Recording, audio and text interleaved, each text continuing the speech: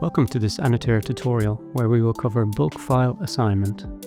You can save time by assigning multiple files in one go. Check that all your files have loaded without errors.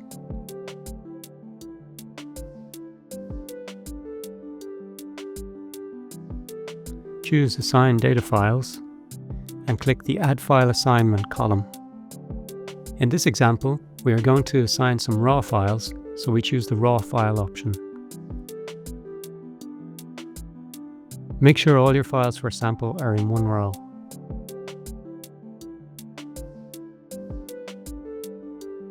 Click Paste into Column. Select all the files you want to assign.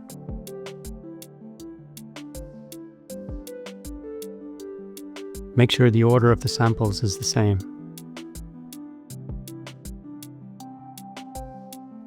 Please note to select the correct column.